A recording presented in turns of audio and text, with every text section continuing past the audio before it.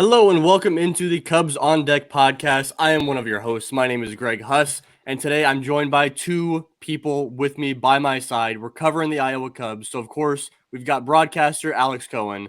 We've got my co-host Brian Smith. Boys, there's snow on the ground. It's mid-March. That must mean it's baseball season, right? We're good to go. Yeah, something like that. Brian, I'll kick it to you first because it's been about a month since we've been on here together. How are things going? Are you excited for the season to get going? It's honestly it's kind of fun because it's like we were just talking March Madness. We've got rosters being kind of sorted out. Baseball starts this week. How you feeling? Yeah, I feel like spring training is just a time where you're just crossing your fingers and hoping that bad things don't happen more than anything else. And the Cubs have had a few sort of minor injuries here and there, but nothing major, so it feels like a win. I was thinking we're going to talk some guys today that had really good spring trainings, but I think that we're really joined. Our guest today is the guy who really broke out this spring training with 8 games on marquee or something. So it was star of the Cactus League.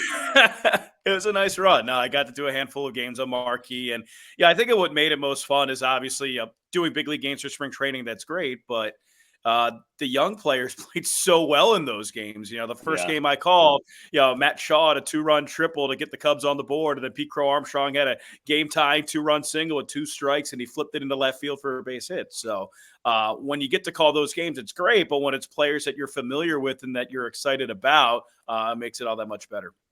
I was gonna say it's kind of perfect for you calling these games because you've got all the minor league players that come in the second half of the game. I mean, maybe not the guys that haven't made it up to Myrtle Beach yet, but for the most part, you've seen these dudes. You're more familiar with them than Boog might be, and it's cool to see your relationship with the major league players versus the minor league players and your knowledge of each of them. You know what I mean? Yeah, I mean, it's certainly different, but there's a smile on my face when it's the 6th inning of my first spring training game on February 27th, and Chase Strumpf comes into the game. And I'm a big Strumpf guy. I love Cheese. So, but I don't think that the majority of those broadcasters who, spend 162 games up in the big leagues get a smile from Chase Strumpf coming into the game in the 6th inning, but I do. So, it's definitely a fun experience, and it's something that, I do think that minor league broadcasters can provide value to because – Let's face it. You get into a spring training game. It's the 7th inning. It's 9-5. A pitcher can't throw a strike. You need stories. You need background, and it's important for me to have background on those players. My dog's coming in here too. So hi, Jax. What's up? I figured we have a four-man booth with the dog today. So you love Chase Strumpf. I love Chase Strumpf. I mean, we're off to a hot start in this episode. Exactly. I wanted to kick it to you, get some general vibes from prospects down in camp. I know you were down there a little bit. Obviously, you've been watching a lot of the players in these spring training games. What are the general vibes with specifically prospects down in spring training? Because we've seen a lot. We've seen a ton of them in major league spring training games. Yeah, I mean, as I said, I got really lucky in the games that I did. The minor league players and prospects broke out, and I think the overall sentiment was, you could see why this organization is top 3, top 2 in all in professional baseball when it comes to prospects, because you have the 26-man roster up with the Cubs, and you probably have 10 to 12 guys that within the next 6 months could contribute at a big league level every day. I think I was most impressed with Owen Casey and Matt Shaw. Owen obviously building off the momentum that he set last year, starting with playing for Team Canada in the World Baseball Classic, being Baseball America's minor league player of the year, spending the entire season at AA, on base percentage around 400, drew walks, 22 homers, and then coming in and essentially leading the Cactus League in every single hitting statistic for the first 3 weeks. So I knew the Cubs thought that he was good. I didn't think they thought he was that good. And then Matt Shaw, his first Cactus League. Remember, he got drafted last year. So this time last year, he was enjoying a nice Big Ten schedule, probably either somewhere in Florida or in Iowa in 30-degree weather. Just coming into spring training and showing that versatility, being able to play second, play third, hit anywhere in the order, short, compact stroke, and hit to all fields. Didn't seem like really anything fazed him. So from a prospect standpoint, I mean, those were the 2 guys that really stuck out to me. And then Michael Busch, who is technically considered a prospect just because of the amount of games that he played. He's 26 years old. He's probably going to be the starting first baseman for the Cubs. And, I was able to be on the call for his first home run when he took Hunter Green on a 98-mile-per-hour fastball, 430 feet to dead center field. I mean, those are ones that you just say, okay. Like I could see why you're a top 50 prospect. And, people are like, why? He's 26. Like, what's wrong? Well, what's wrong was he was playing behind Freddie Freeman.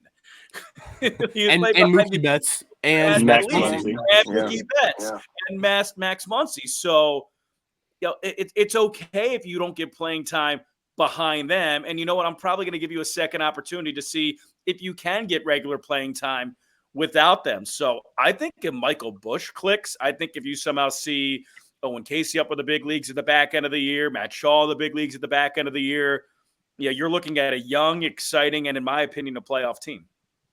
Yeah, I'm glad you mentioned Michael Busch because we weren't going to get into him today. And actually, so this is the final season preview. This is the fourth of the 4 season previews throughout the month of March.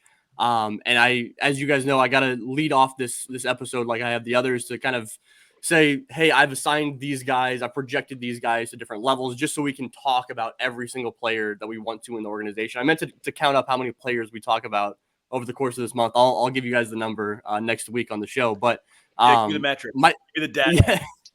Michael Busch is not one of those guys because we kind of project him. I mean, he will be up in Chicago, obviously, so we weren't going to talk about him.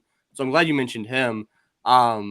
Before we get into some of the players here and some of the way the roster is constructed, I want to kick it to you first, Alex, for just a look back on last year, because I know last year was a super, super fun season in Des Moines. Some of your favorite memories from that team a year ago. We have a lot. I mean, we had over 200 home runs. We were, if you look at the Iowa Cubs offensive records in 40 years of AAA baseball, this was among the best teams in franchise history. When you have 8 walk-off hits and you break the record for most amount of extra base hits, second in home runs, most runs scored in franchise history. It was pretty special. I think Pete Crow-Armstrong's first hit of his AAA career being a home run was pretty special. I think having back-to-back walk-off home runs against the Memphis Redbirds, a AAA affiliate for the St. Louis Cardinals, with Jonathan Perlaza and Jared Young, that was pretty special. I think Luis Vasquez breaking out as, he came in as a defense-first prospect to hitting 20 home runs, being added to the 40-man roster, and, being on the precipice of making the big leagues. I think that's really special. We had some really fun kids on that team. Jonathan Perlaza is among my favorite players I've ever covered in minor league baseball. 1, he was really good. And 2, he was just so happy to be there now, enjoying his career in Korea. But just a really exciting team. If they were in the old Pacific Coast League playoff format, they would have been a playoff team, but you go to the International League, it's a different playoff format. It's 20 teams in a league. It's a little bit different, but it was the most exciting offensive team I've ever been around in my entire life. I know that I can still hold out some hope that Twitter's a not awful place because the algorithm still spits out some Jonathan Perlaza home runs on my timeline still to this day, and that's a good day when I get that. Oh yeah, I'm fed the reels of him hitting. The KBO is just starting up, I think this week, but they had their preseason and he hit a walk-off home run. No, I think he had a game-tying home run and really enjoyed it too. So I enjoyed that. It feels like last year was like when the tide sort of shifted in for this organization in AAA a little bit. Historically, AAA can mean different things to different teams depending on where the major league team is in their winning cycle, depending on the quality of the farm system. Alex, I feel like since you've been there, the AAA team has, like, when you got there, it first serviced the big league team, right? With the ambitions of the team back then. And then the Cubs farm system was lagging behind a little bit. And it was like, we're going to take flyers on Frank Schwindel's and Rafael Ortega's. And, if they hit in AAA, then we can use them in the major leagues. And to a certain extent, it worked. But last year is when we started to feel like this farm system, not only is it good at the lower levels, but these guys are now banging on the doors of the major leagues. And like, you sort of have that rare position of being able to see big time prospects, like right on the precipice of Major League Baseball in AAA, which is kind of rare. Yeah. You hit the nail on the head. I mean, this organization, once I joined, so 2018 was my first year. It was our 50th anniversary of being a team. We had 49 wins. So it wasn't very good. And then 2019, they made it to the playoffs, but as you said, it was with, Orr guys. It was with the Colin Rays, who was there on a minor league deal, and Colin Ray ended up, going to the big leagues, obviously with the Brewers, and now as a part of their rotation, but it was more organizational guys. Then you have 2020 didn't have a season. 2021, you had guys starting to break in. You had Justin Steele, you had Keegan Thompson, you had Nico Horner for a little bit. 2022, you had Matt Mervis and Brennan Davis and Christopher Morel. And then last year, you pretty much have all of that. You start the season with Morel. He hits 10 home runs in the first month. You have Matt Mervis for, the first 8 weeks. And then the last 8 weeks, you have Pete Crow-Armstrong for about a 4-week stretch. So you really got a glimpse into what I think the Chicago Cubs feel the future is for this team. And it is with the trades that they made in 2021 and 2022. It's the way that they drafted. I've been really impressed, especially over the last 3 years, of what the Cubs have been able to do. Yeah, it sets up perfectly for us to dig into player-by-player thoughts throughout this projected roster, because you talk about the guys that are now there. PCA is there. I think we'd be doing a disservice to the Iowa Cubs entirely if we did not lead off by talking about Pete Crow-Armstrong. Alex, you mentioned you got to see him last year for a decent amount of time.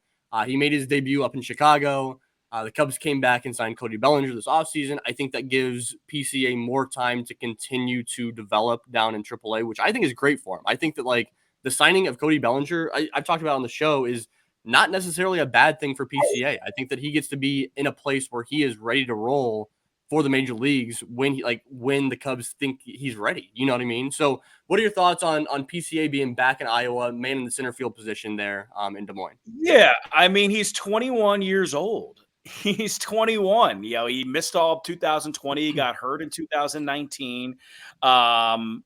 He's a guy that just hasn't gotten that many at-bats from an offensive perspective, but still, you saw the OPS over 800. You saw the ability to hit 20 home runs. My dog actually likes Pete Crow-Armstrong too. Give me a second.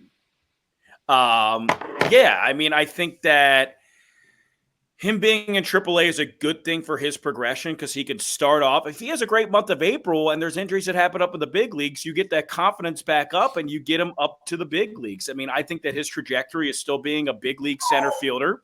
I think being a big league starting center fielder. I remember going into that clubhouse and talking with Ron Vallone, who was our pitching coach. And it was after he made a couple diving catches. It was his third game.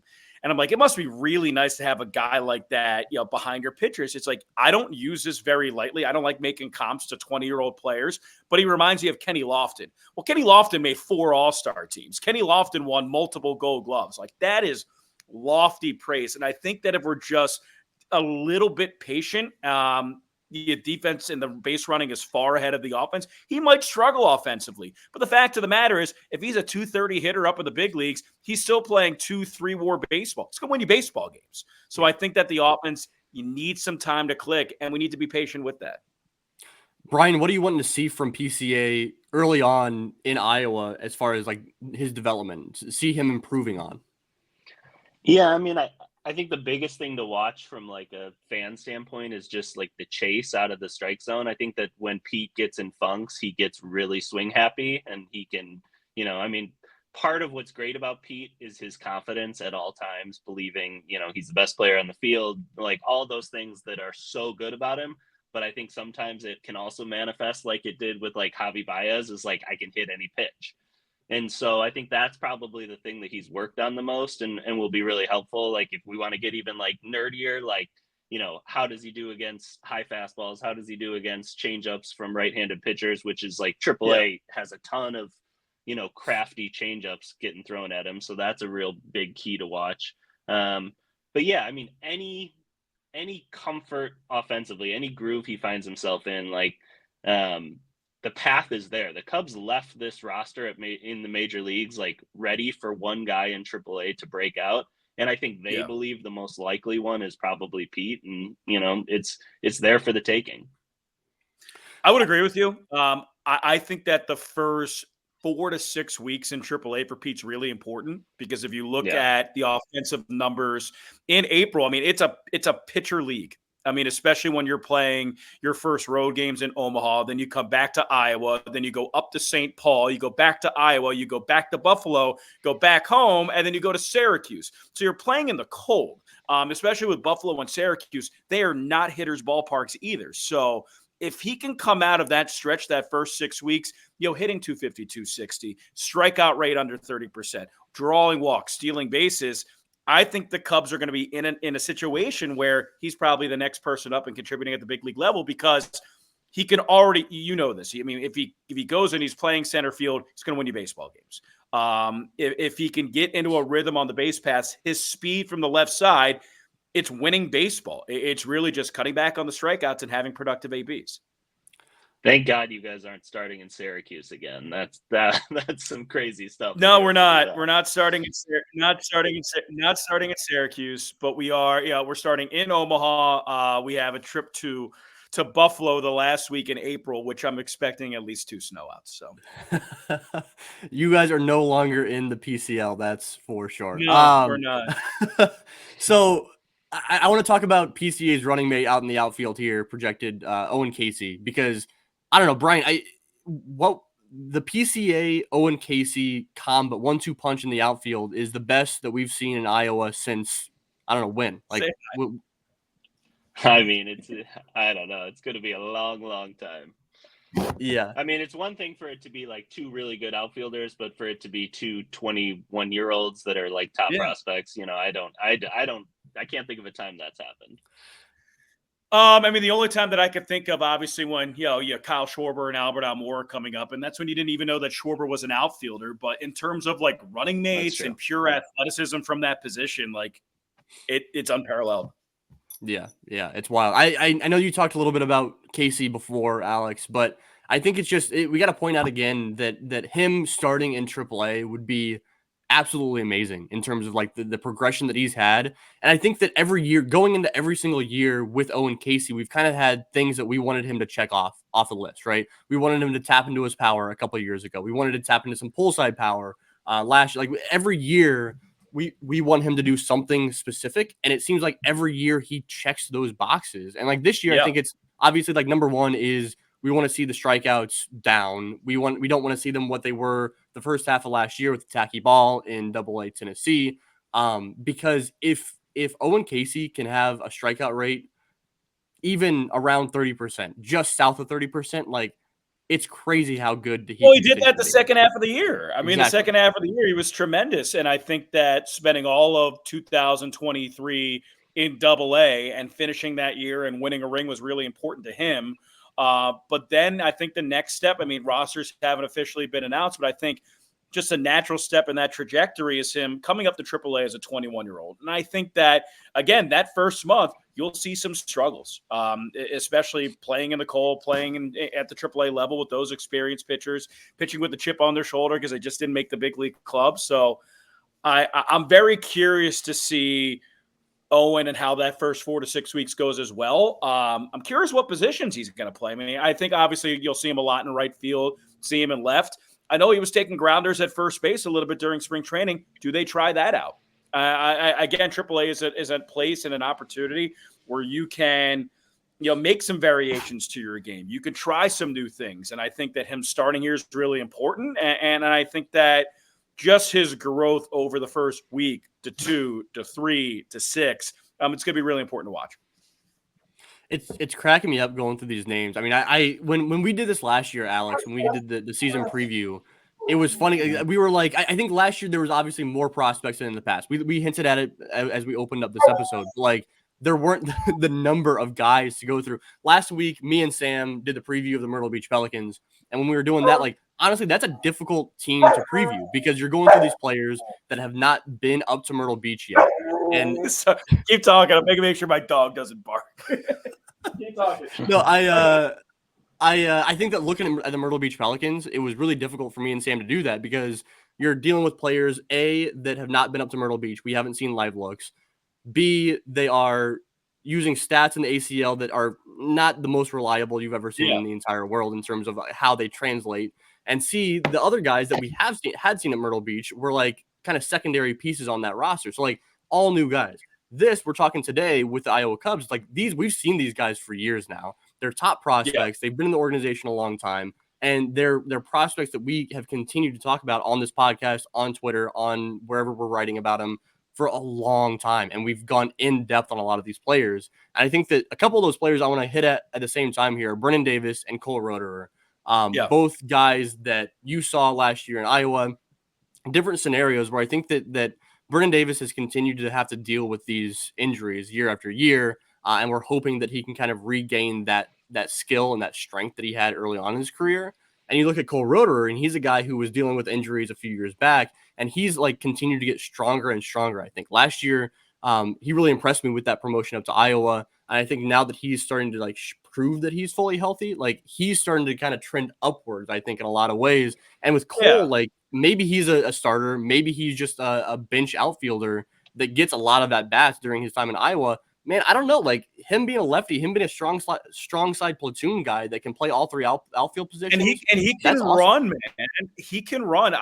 It was interesting. I remember when he came up, and you get the billing, Cole Roderer, high draft pick, high prospect, and he comes up and he's like 5'10", stocky build, and like this guy's a top prospect. And then you see him play, and good play discipline. He could run from a left side. He's got some juice, and I was really impressed. I talked to a couple scouts that said, he's a lot higher on our list than some guys have him.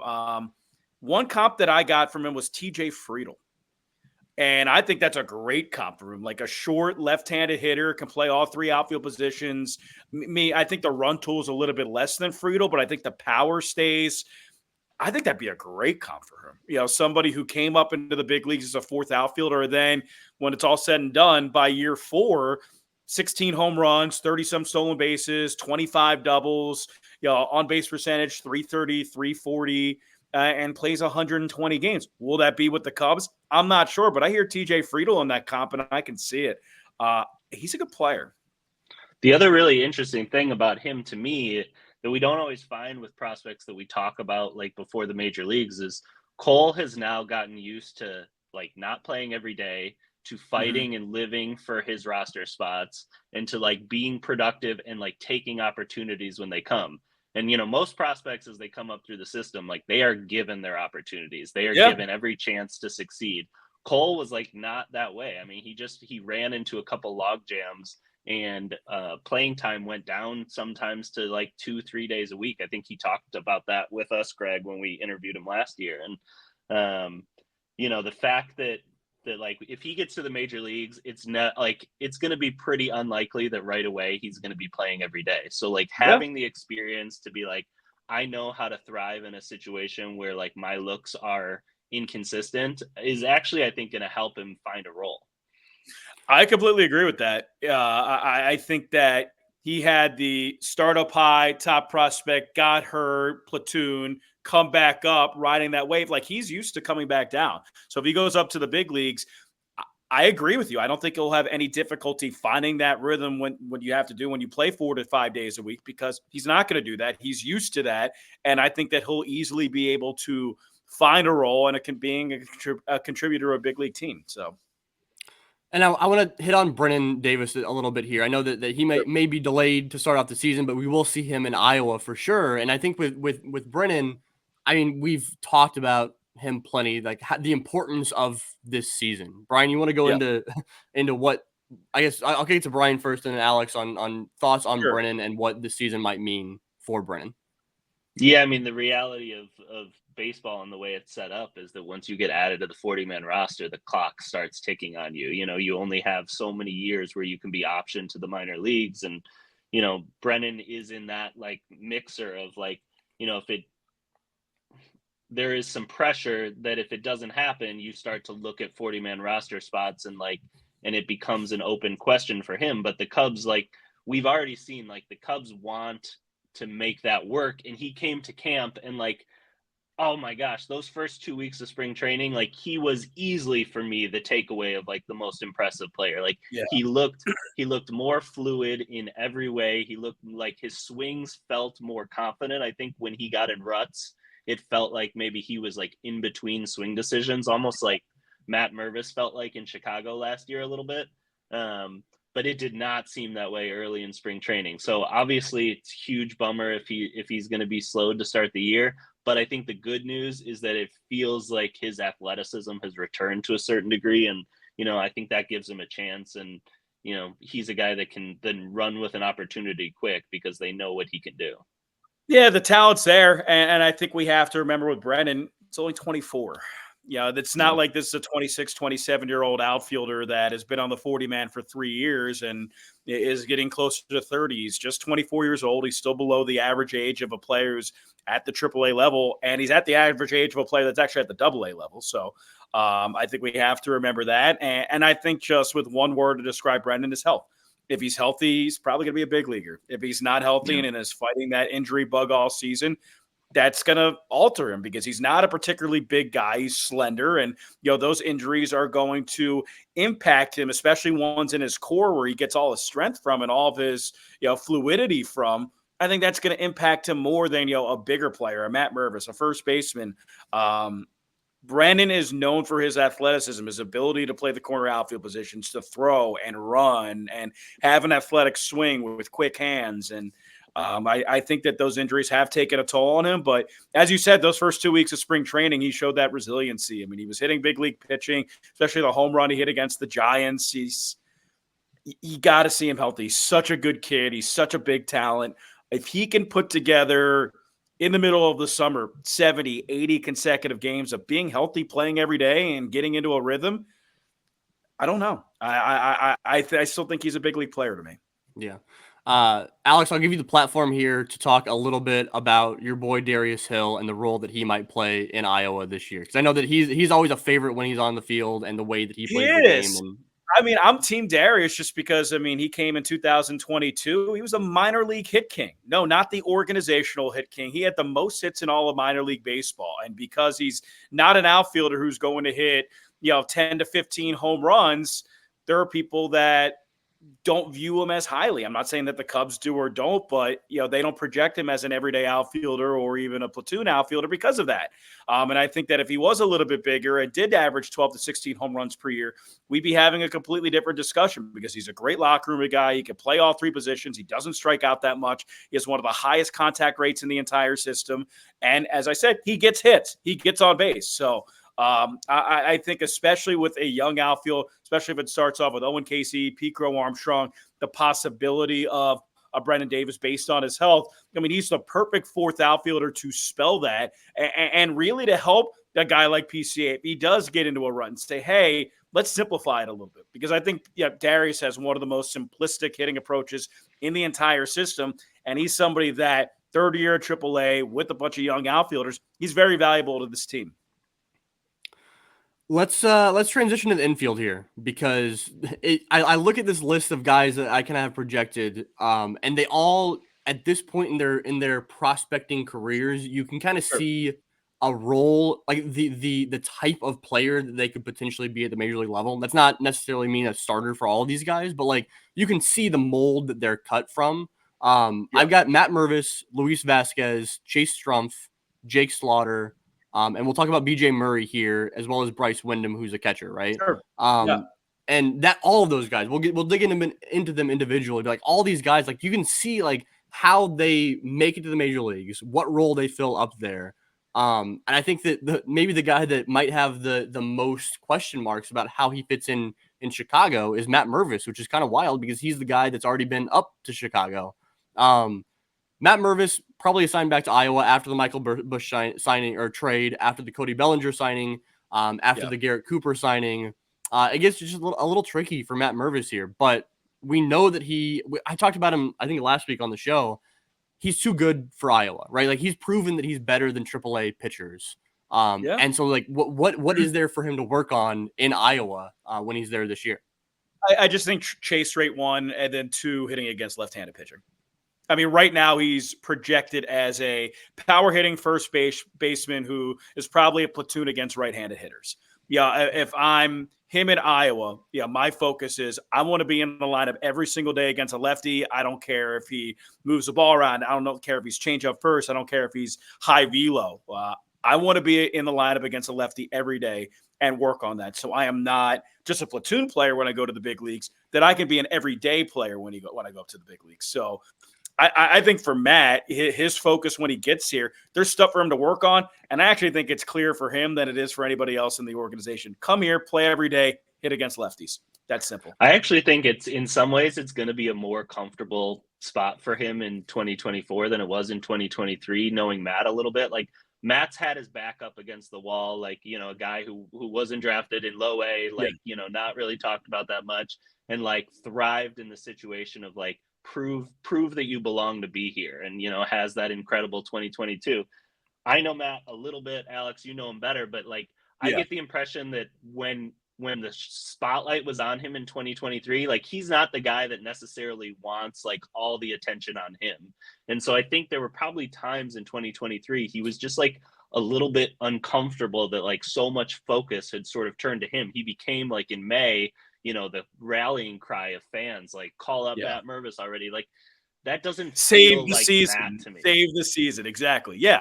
No, I think Matt can succeed in this organization, especially with a manager like Craig Counsell, who's here on a 5-year deal. Like he's not going to live or die by every decision that he makes of, am I going to put Matt Mervis in the lineup? Am I going to hit him 6? Am I going to play him on back-to-back days? Where obviously David Ross was coaching for his coaching life because he ended up making decisions and then getting fired.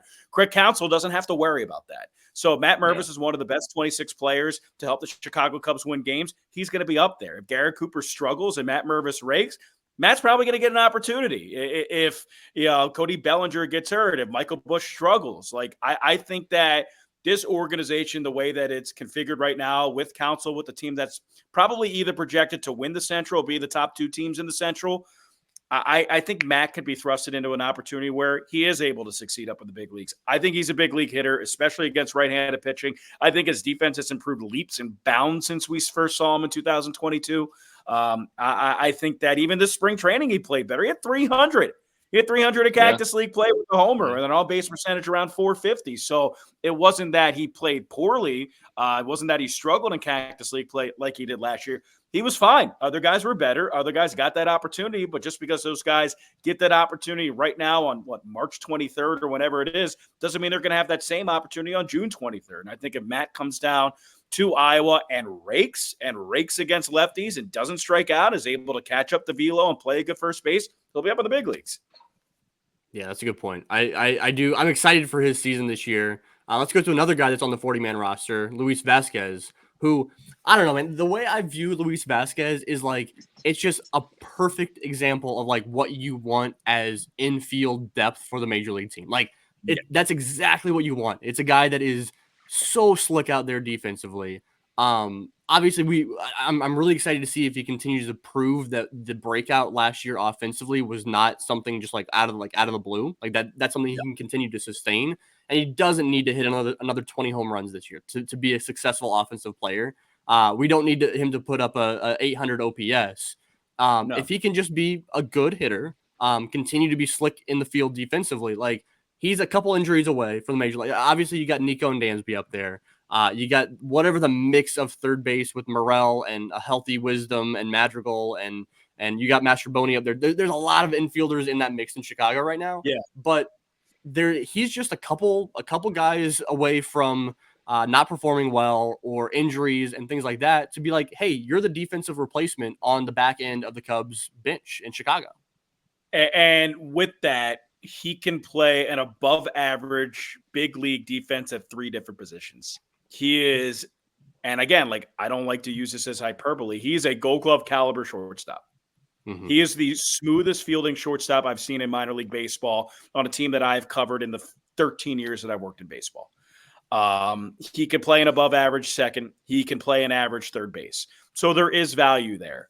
I think his offensive growth has been so much fun to watch just because he debuted with Iowa as a filler when they had injuries in 2019 and he had braces. He was 19 years old. He weighed 155 pounds soaking wet.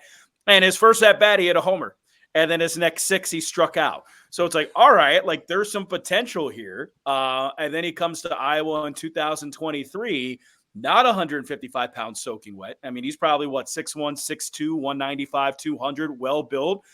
And he's in that mold. I mean, not quite of the O'Neal Cruz and the Ellie Dela Cruz, but in the Trevor Stories and the Troy Tulowitzki's, that built, being a strong, broad-shouldered shortstop who can really pick it and can hit for a little bit of power. So if he can continue, as I said, I don't need him hitting 20 homers, but if he can hit 12 and instead of a 350 on base percentage, 335, and instead of a 275 batting average, 255, he's a big league player. So I agree with you. I mean, if Dansby Swanson goes down, God forbid, gets hurt for a prolonged period of time, who's your shortstop? I mean, granted, you could put Nico Horner there, but then that reconfigures the entire team.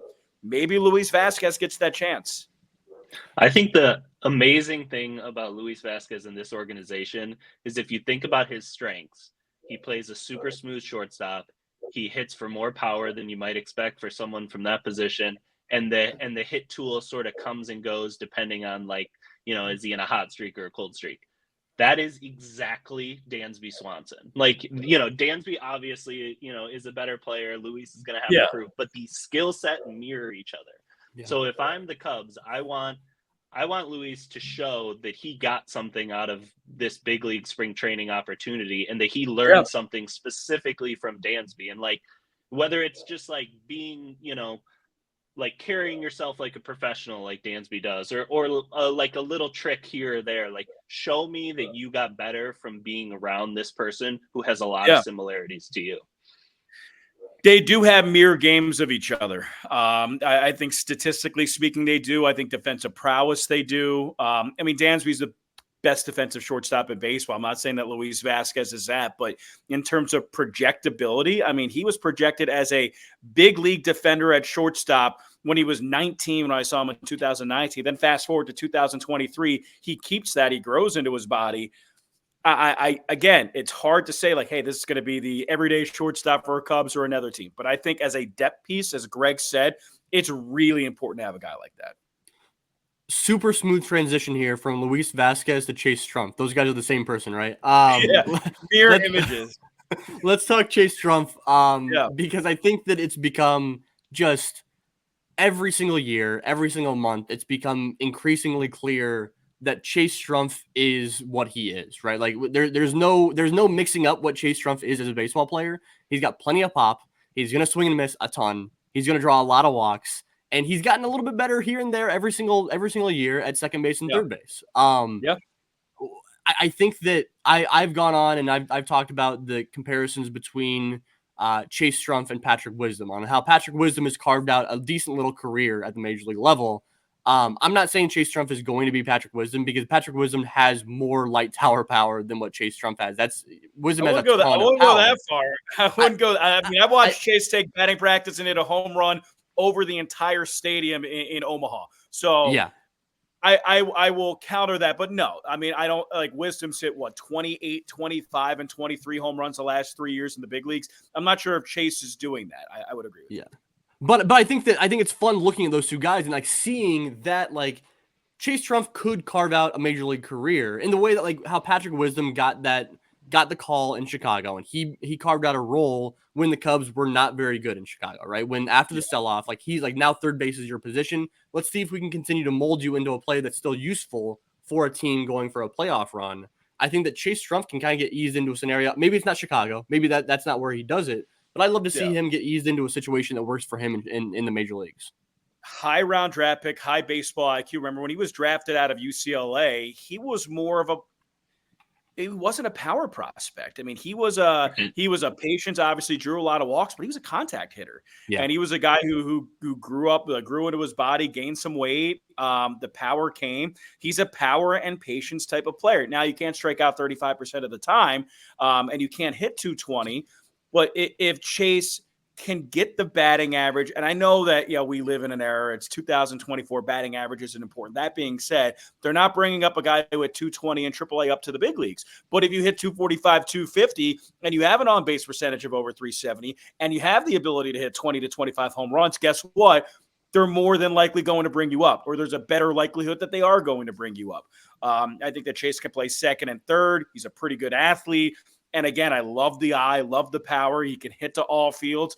I mean, I remember a home run he hit last year against Gavin Williams. Now, probably if he's healthy, one of the best pitchers in the Guardian system, and it's going to be their third starter behind Bieber and Bybee. I mean, he took a 101 mile per hour fastball and hit it 410 feet over the wall in right center field. So it's there. Like, the power potential is there. The big league power potential is there. The plate approach is there. He draws walks. Just have to cut down for the strikeouts and get a couple more hits. The key for Chase, for me, like, what keeps giving Patrick Wisdom opportunities is that he's one of the best hitters in baseball against left-handed pitchers.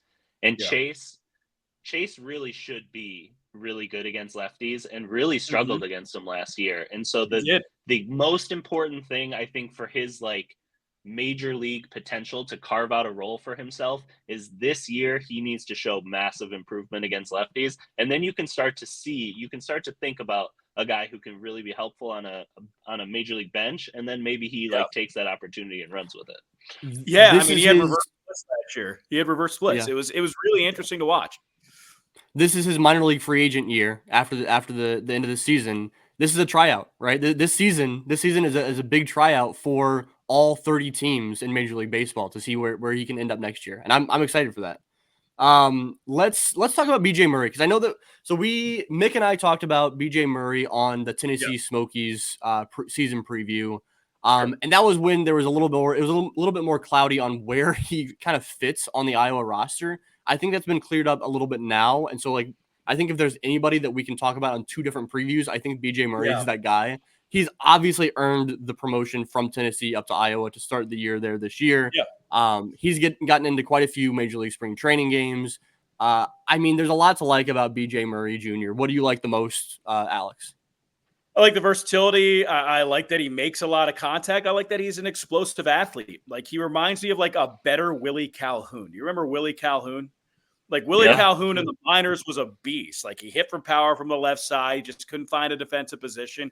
And I think that BJ has a little bit more versatility, a little bit more trust defensively. He's got that compact swing. He's got a similar body type. I think that he's somebody that if you look at the Iowa Cubs, like in the outfield, like they're pretty deep.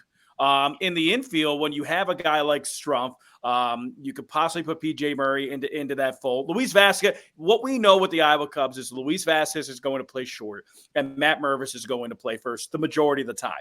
But at second and third, it's a crapshoot. You have Chase Strumpf, you have Jake Slaughter, you have David Bodie. And as much as I love the way David Bodie played during spring and played last year with the I-Cubs, David's probably not going to play 5 or 6 times a week. He's probably playing more like 2 or 3 times. So that opens up a lot of space at third and at second for people to fill out that part of the roster. And you need more than Chase Strumpf and Jake Slaughter. I think that's where BJ fits into that. And I think if BJ can play one game at second, one game at third, one game in the outfield and DH, that's 4 games right there that he's playing out of a 6-game series. That's a lot of ABs. I think if you run like 10,000 simulations on the 2024 season, there are like a decent number where BJ Murray gets to the major leagues and like contributes to winning baseball this year. The path is sort of like you can very clearly see a path where it sort of opens up for him.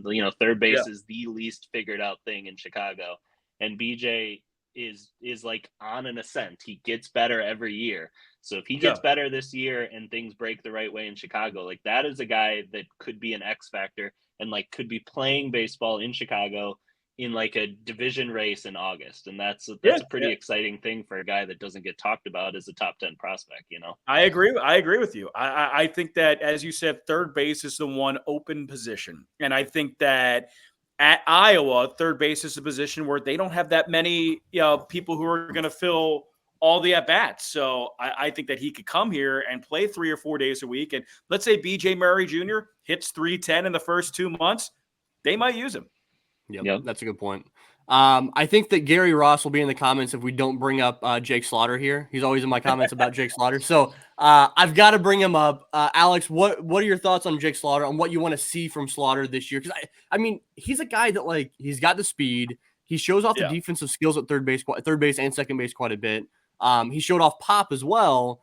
It's just what are you looking to see from Slaughter this year in 2024? He is such a good athlete. He's one of the best athletes I've ever seen.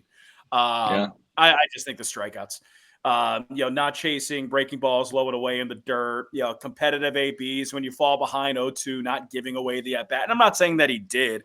I'm just saying that when he fell behind 0-2, there was a little bit of guess, and there was more, the chase rate was high. I think that limiting the strikeouts and the chase rate would be the two biggest things for Jake, because I think defensively he's very versatile. He can play second, he can play third. He's a really good athlete. As you said, he can run. And the power's there. I mean, he's just so brutally strong.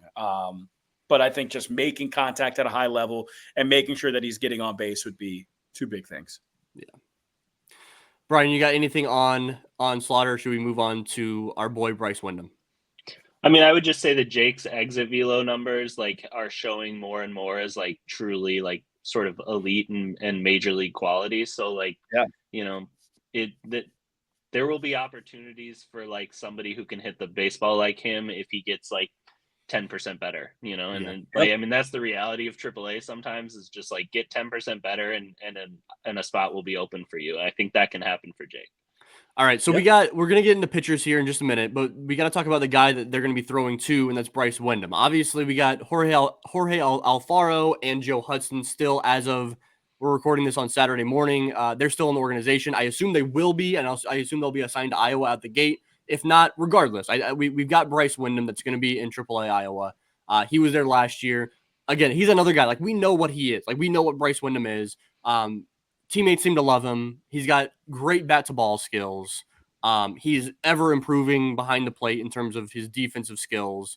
I'm excited for Bryce Windam in 2024 and seeing him potentially get that debut in Chicago at some point if the injuries and depth and everything kind of fall his way, Now, if he does make his debut in Chicago, are you going to be there with a Windam on the back of your jersey? Because I know you're part of the Bryce Windam fan club, and I'm going to have the obvious shirt, the Windy City obvious shirt from Joe. Yeah, that's right. No, his growth throughout the system has been so much fun to watch. Just because, I mean, he wasn't a catcher. I mean, he was an infielder in college, and to be able to take the reins on that, and 4 years later, be the one call up away if there is an injury to Yan Gomes or Miguel Amaya. I mean, he's such a good athlete. He was a Division I basketball prospect. He can run. You said his bat-to-ball skills. I mean, in terms of contact rate in the Cubs system, it's Darius Hill and it's Bryce Windam. Now, the walks obviously aren't there. Strikeouts aren't there. It was well below 20%, but he had 300 at the AAA level, and that's after he broke his finger and was out for 6 weeks to begin the year.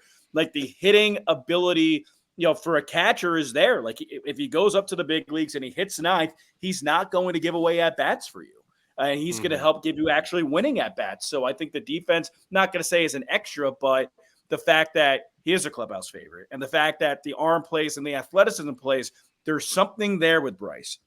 And I think that, when you start off in the big leagues with Yan Gomes, who's 36, and Miguel Amaya, who has only played, 160 games in the last 5 years, you need to have a catcher in your system and somebody who understands the pitching staff who's going to be ready when you give him that call and say, hey, you're at a truck stop in I-80 in Iowa, pack your bags, let's go to Chicago. And I think Bryce he has the ability, he has the demeanor to help give you winning baseball up at the big league level.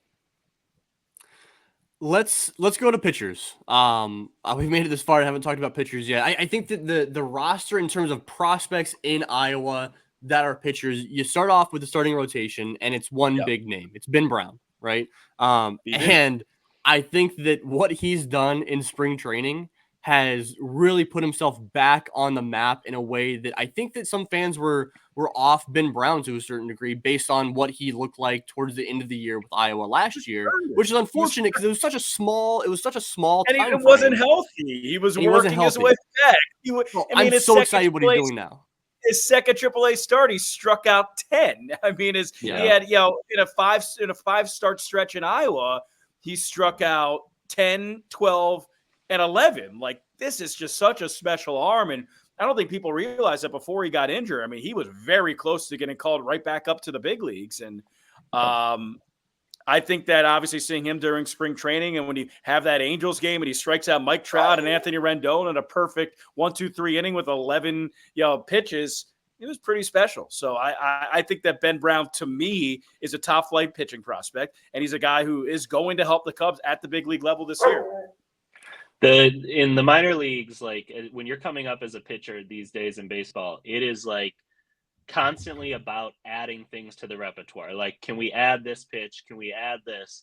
the thing with Ben, and I think the Cubs always knew this, is like what they had in their back pocket was they could subtract things when he got really close to the majors because the two things he has work. Like he can be, in a sense, like Justin Steele. Like the curveball is that special that like he can throw that the majority, like I don't know, 45% of the time. The fastball is good enough to throw, 50% of the time. You mix in this new splitter, and it's like that's all he really needs. And so now I think in spring training, we've seen more of him like reducing to his strengths, which tells me the Cubs think he's right there and ready.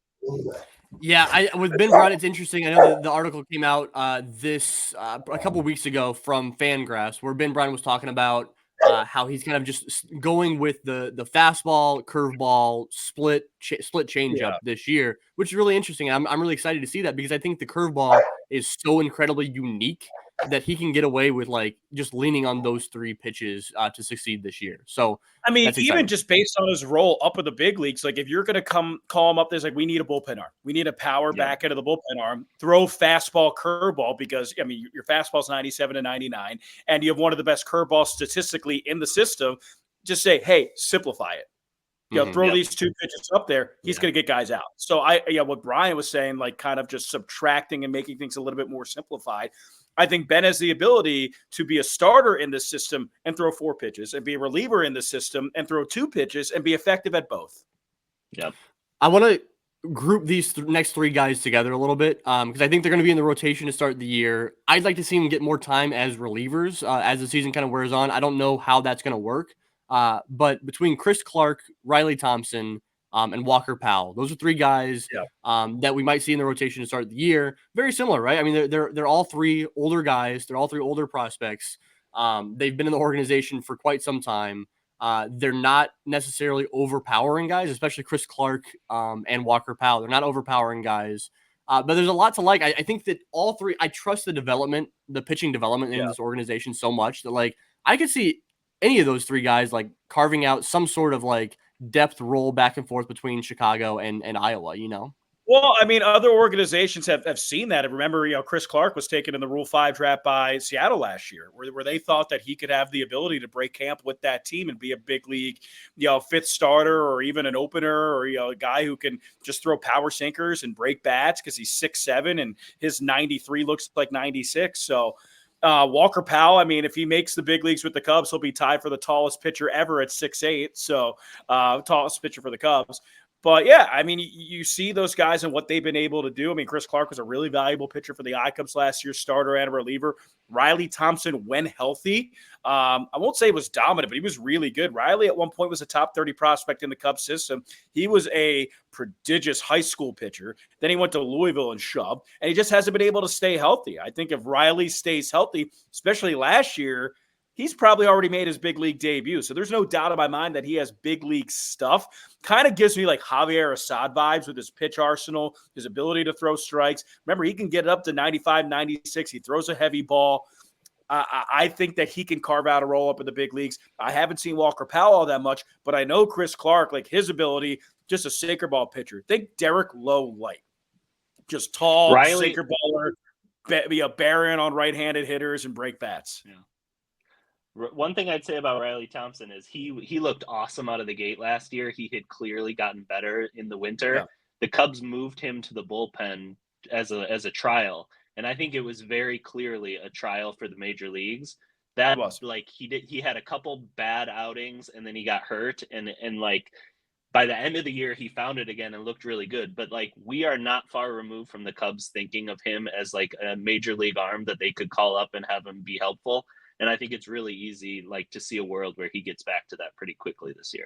The 2 pitchers who were with Iowa last year who were on the cusp of making the big leagues the closest without making it, one was Ben Brown, and the second was Riley Thompson. Yeah, this rotation is going to be one to watch. When we again kicking it back to the beginning when we were talking about how much more prospect laden this roster is. The rotation is the first place to look, right? The rotation in Iowa for years, even last year, was built out with a lot of guys. And Thomas Pannone is still going to be there, obviously. But like the rotation has been built out every year with veteran guys. These are homegrown guys. These are guys that have been in the organization since the day they were signed as Cubs. Those are all going to be guys to watch for sure. Let's go to the bullpen real quick because we've got some arms in the bullpen. I don't know. I'm curious to see where Riley Martin gets assigned. I haven't projected for Iowa right now. It's getting a little tricky. We'll see if he's there. But Cam Sanders, Hunter Biggie, will rope Daniel Palencia into that mix, even though he's not really a prospect, but like he's a prospect. Those are some fun arms that are going to be coming out of the bullpen in Iowa. I will say this with Daniel Palencia. This time last year, we were talking about him being a starter at the AA level. Yeah. So I think there is still time to consider him a prospect because there's a lot to figure out. He comes up to Iowa. He's there for 3 weeks, goes up to the big leagues, has initial success, then he struggles. Then this spring training, he had 2 good outings, 2 awful outings. And then he's like, you know what, we're going to experiment with the splitter.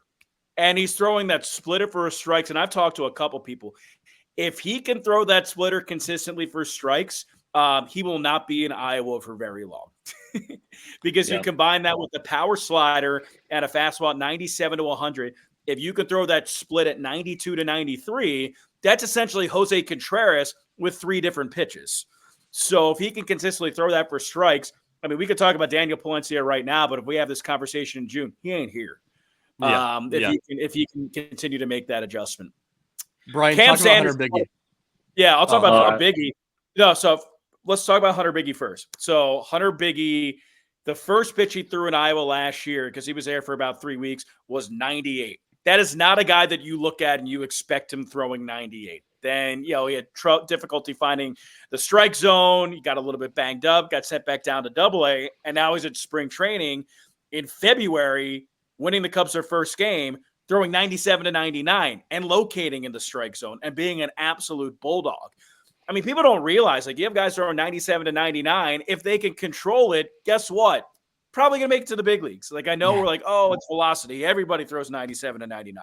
Well, not everybody controls it. And if he's shown that his control is able to continue from spring training to wherever he's assigned, whether it's Iowa, whether it's AA Tennessee, his ascent up to the big leagues will be very quick.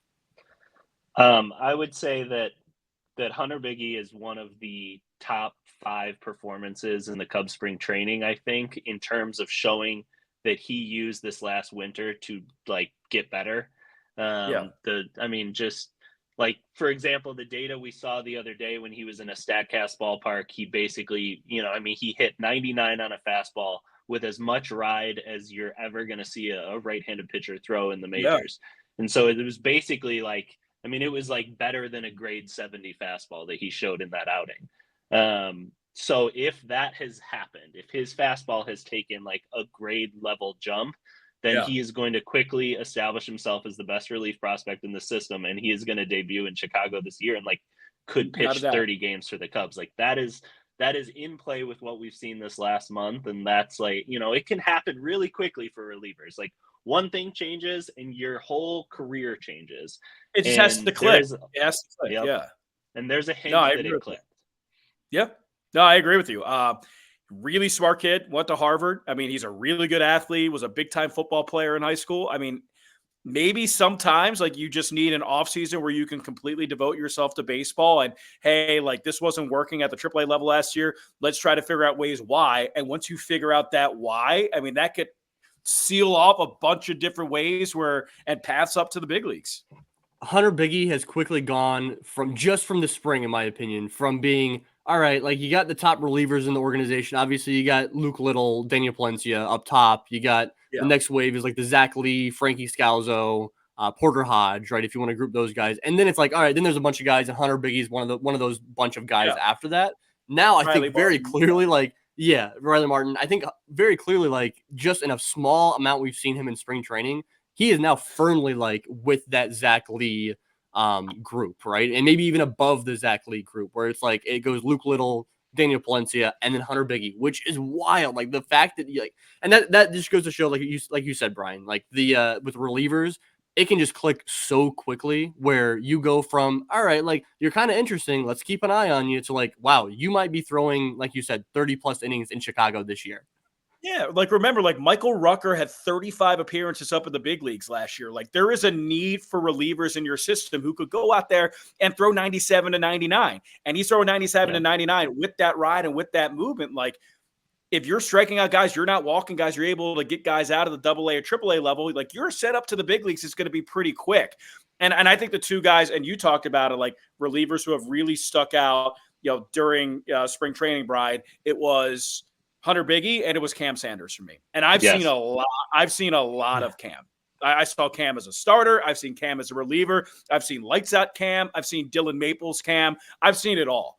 But seeing Cam with that type of composure for a prolonged period of time against big league hitters, again, pumping 98 to 99, being able to throw a slider as a put away pitch. Like Cam is, again, if something has clicked with him, if he has shown an ability to throw strikes at a much higher clip than in years past, if that continues, then guess what? Cam Sanders is going to be a big leaguer too. The thing that has jumped out to me about him this spring, you said the word, is composure. Like there's something about his mound presence, composure, like whatever we want to call it, that just feels a little bit different. Like his stuff has been special for a long time. I think if that composure, if that mound presence, like when things start to go south, can you just like right the ship back to like, going north again? I think that would go a long way in like building outing to outing consistency. And like, they want him to click because the stuff is that special. So like, if it happens, it can happen quick because he's got the right arsenal and the right sort of attitude for it, I think. Well, I mean, this is interesting about Cam. And what I saw in spring training was he got a little bit bigger. Like the face got forward, the shoulders got broader, the lower half got thicker. And with some players, you get worried about that. With Cam, that slows down his mechanics a little bit more. And I think that puts everything a little bit more in sync because you saw him, especially in 2022, it was just like a lot of flying limbs. It was just like a long leg kick and like a shot put delivery where there was a lot of arm action. And I think just him gaining that weight, gaining that muscle, and just slowing everything down because the arm speed and the arm talent is always there. Everything kind of connected. And I think if that continues with Cam, and again, remember when he came into that game against the Reds, bases loaded, 2 outs, in that situation, 4-pitch strikeout, and then he threw a scoreless inning right after that. This time last year, that doesn't happen. Yeah. I think that I look at Cam in the same way that we looked at Luis Vasquez, where like we were talking with Luis Vasquez and we're like, if he can just hit a little bit, not even average, just like a little bit, then like he can be something. With Cam Sanders, like if he can just find the zone a little, not find the zone a lot, like just a walk rate below 20%, then like there's something there. And like that, it's we're not asking for a lot, but like he's so close to being something that is like just super. He's exciting now, but like something major league exciting, not prospect exciting. He threw 60 innings last year and averaged about 14 and a half strikeouts per 9, but he also averaged a walk an inning. And if you could take that down to like a half a walk an inning or like 0.6, like then you're talking about a big league arm. Last guy I want to hit on before we wrap this up, Riley Martin deserves some love because what he has continued to do as he's progressed up through the system, making it up to Iowa last year. Riley Martin's an exciting arm. And as a lefty, you can never have too many lefties as relievers. Those guys are super useful. And I see a lot with Riley how he's continuing to tinker with how he goes about attacking hitters. And I think he's going to continue to learn that up in Iowa this year. Don't you think, Alex? I do. Remember, we saw a little bit of Riley last year with Iowa, and he had 2 really good appearances, and then he struggled. He lost his arm angle, and sometimes you lose your confidence when you get to the level right below the big leagues. And he had to go back down to AA Tennessee, and he struggled that first month, and he really pitched well the last month of the year, riding that to getting a ring and getting a championship. But you hit the nail on the head. You cannot have enough lefties in an organization, especially lefties who throw 95 to 97 at that arm angle. So they don't fall off trees. And it's important to have arms like that in the system. He's also shown the ability to go multiple innings. I think if it's something where if he has that confidence, he doesn't lose at bats, he doesn't lose innings, and things don't go south, like there is potential there just because of the pure arm talent. And the fact is, he is amenable to change. He does make adjustments. He is a smart pitcher. He's a guy who works really hard. He's a good athlete. He's in good shape. He doesn't have any arm issues. So I think that if he starts the year in AAA, again, that first 4 to 6 weeks where technically it's a pitcher's league, if he can go post a 2.5 ERA or a 3 ERA with double the amount of strikeouts to walks, could ride that into a successful season. Yeah, I think that about covers it. So Alex, you had your dog on the show earlier. I got my dog out here barking now, so we're getting all the dog love in this episode. Alex, I can't thank you enough for coming on. I mean, like, this is you coming on, spending an hour with us to chat this team. I mean, I am probably more excited about the Iowa Cubs this year than I've been in my time covering this farm system, which is kind of wild. Yeah, let me add one thing. Let me say that one name we didn't mention that I know Greg talked about in the AA episode, but it is important to say that one of the highlights of this 2024 season is going to be, and I think one of the times that like AAA is the most special, is when an incredible pitching prospect comes. He's only going to be there for 4 to 10 starts max, because it's just a stopping ground to the major leagues. Cade Horton will debut with Iowa this season, and it is going to be like one of those moments where like all of us like minor league fans are going to listen to Alex, and like when he has outing that we know it's going to be the stop before Chicago, like that's going to be one of the best days of this Iowa Cubs season. And like, we already know it's happening. It's great. Brian, just because you said that, watch, he's going to jump us and go right up to the big leagues. Yeah, maybe. Like that's going to happen now. But no, I think that Iowa's a really fun team to watch. One, just because of the team that they're going to break with. But also once you get a Matt Shaw to come up, maybe it's the second half of the year, maybe it's May, where he's playing second and playing third. If Cade Horton comes up, now you're talking about the number 2 and the number 4 ranked prospect to go with the number 1 and the number 3 ranked prospect. So there could be a point in time, maybe it's June, maybe it's May, maybe it's August, where you could have the top 4 prospects in the Cubs system, playing for Iowa. And I think that's pretty special. Dude, you look at it, it's like, you might lose PCA, but here comes Kevin Alcantara. You gain James Triantos or Matt Shaw or Cade Horton. There's plenty like you're in a really awesome position where like you have a damn good team to start off. But Tennessee is also tremendous this year.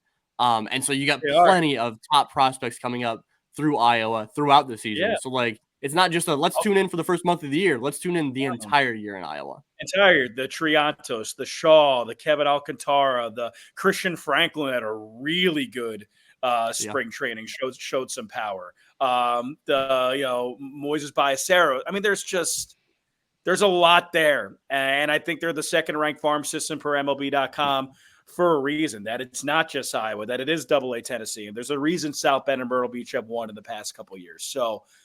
I mean, to be in your seats right now, I mean, I have, red zone, multi-screen. I'm watching every game if I'm you. Yeah, that's exactly what the setup's going to be. I don't know. Is there anybody else, Alex, that you want to hit on? I know we've hit on a ton of guys, but anybody else that you're excited to see maybe down lower in the farm system that you got your eye on this year? Yeah, I mean, I think you brought it up with James Triantos and Kevin Alcantara. Like, let's say, PCA does go up to the big leagues. Big loss. Here's Kevin Alcantara, a possible 5-tool outfielder. It's just going to be a ball of excitement every time he hops onto the field. Is there a possibility that Alexander Canario starts with Iowa? Just because of the non-roster invites and the situations that they have to figure out with David Peralta, and they've already done it apparently with Garrett Cooper and Dom Smith. But let's say David Peralta breaks camp with that team. That means Alexander Canario is playing every day with Iowa. And this time last year, Alexander Canario was hurt, and people didn't even know if he was going to play all season. Not only did he play, not only did he make the big leagues, but his first start, he had a grand slam and drove in 5. Alexander Canario is one of my favorite players in this organization. I think that he, at his best, he's an above-average outfielder. He has an above-average arm. He can run. He's got above-average plate discipline. He obviously has above-average power. And if he can hit 270, 275, we're talking about a 5-tool player. I mean, not just a fringe big league guy, not just a 4th outfielder. He is a legitimate 5-tool player. So the fact that you can get him healthy, whether he's playing up in the big leagues, he's playing every day with Iowa, and if he could put together, once again, another 150, 162-game season, the last time he did that, he hit 37 homers. So this isn't just somebody who, he might profile up in the big leagues.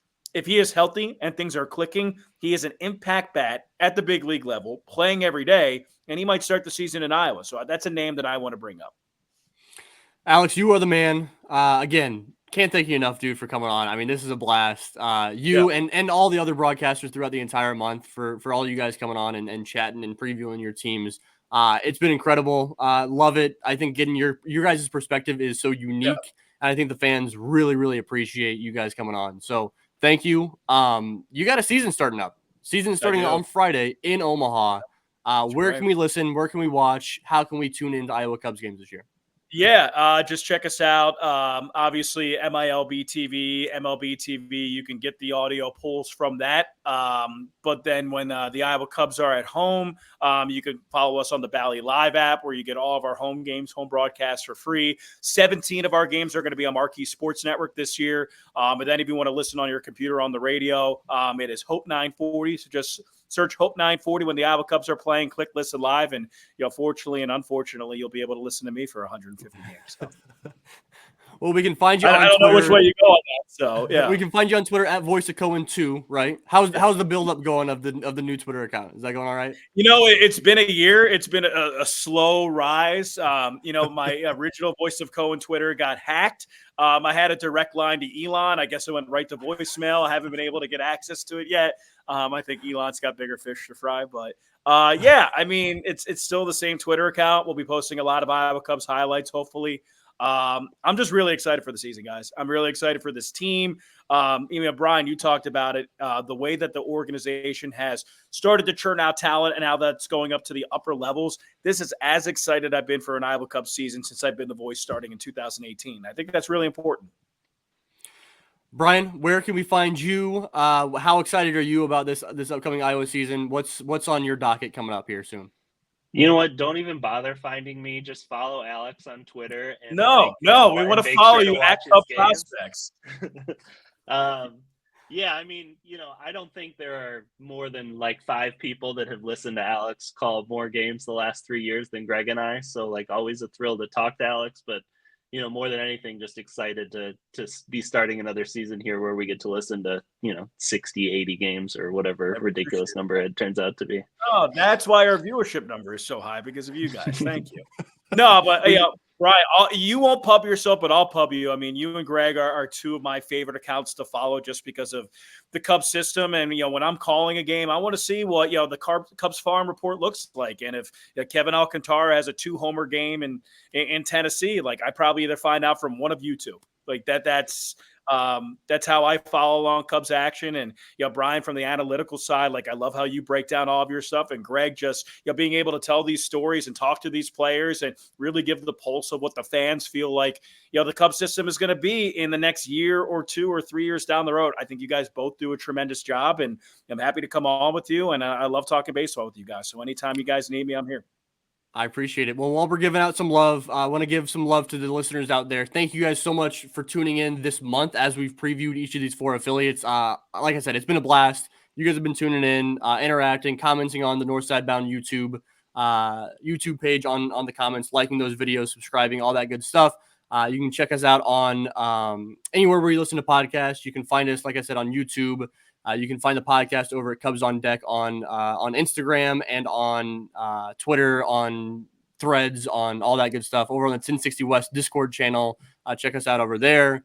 Thank you guys so much for tuning in, and we'll be back next week, and we're going to be covering some actual minor league baseball games that have been going on with the Iowa Cubs. We can talk about PCA homering in the first at bat of the season. We can talk about all the great performances. It's going to be a blast this season. If you could be Nostradamus Greg there, I am all for that. That sounds great. I'll be sure to clip this when it actually happens. So thank you guys so much. Thank the listeners so much. We'll be with you guys every week of the season, and looking forward to it. Thanks, guys. Go Cubs.